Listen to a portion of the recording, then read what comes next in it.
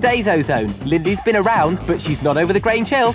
Dropped boy Luke tells why he's cross about Bros, and The Sound of Music meets Star Trek. Every girl in the room screaming, but all of a sudden that was to stop. Well, in his new book, Luke Goss, one half of Bros, tells his story.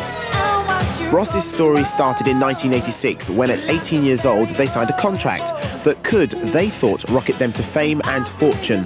The fame followed quickly, but little did the boys realise that the contract would make their management company rich whilst leaving Bros with massive debts.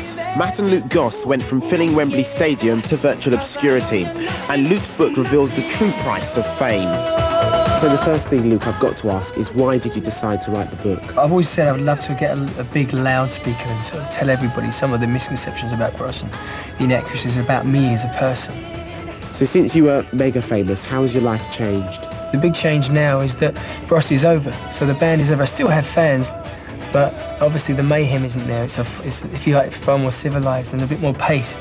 You were managed by Tom Watkins. Yeah. And you did initially sign that contract yourself in the first place. You signed that contract. Sure, I know. And you were advised against it. Yeah. Why did you sign it? When you're 18 years old and the manager of the Pet Shop Boys says to you, I'll manage you, and he talks about figures at the time that were very daunting to us. If someone said to me then, even then, listen, you know, you could only be left with, out of every £1 million that you earn, you could only be left with 100 grand. I'd be thinking, yeah, and? You know, you don't think at the time the reality of that. You don't think that it probably cost you 100 grand to make that million, so you'll end up with nothing. That doesn't go through your mind. Did Bros collapse because of money? Bros didn't really collapse. I left the band. How do you think the media affected Bros? I think the thing that's disappointing about it is that you're on it. Like, for example, if we're being specific, the French and Soldiers thing, for example, I think they're great, and I loved watching them. But when I saw them say, yeah, that's what it was doing all the time, which might be funny what people don't realise is that I was sitting there watching that at home that night, and it made me feel a bit unhappy because I thought, wow, that's how people are laughing. It's probably because that's how they think I am. Right, keep on doing what you're doing, right? Fill the stadium, right? Yeah, woo! Love ya. Yeah, I saw worse things about Matt.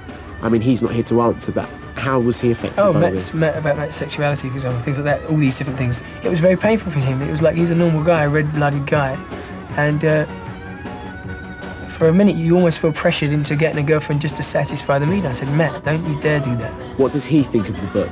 He said I've done it with a lot of dignity, he said, and that's his words. He said he thinks it's great.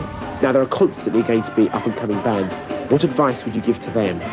The only advice I could give is, you know, read the fine print, which is such an old saying, but it's so true. Understand it. Don't just read it and say, yeah, we're intelligent, we've been to school on this, we know what this means, because you could go to school for as long as you want, but you won't understand the fine print of a contract unless you have it explained to you. I'd have to be incredibly thick and incredibly stupid and very thick-skinned to not have learned a lot of lessons from what happened.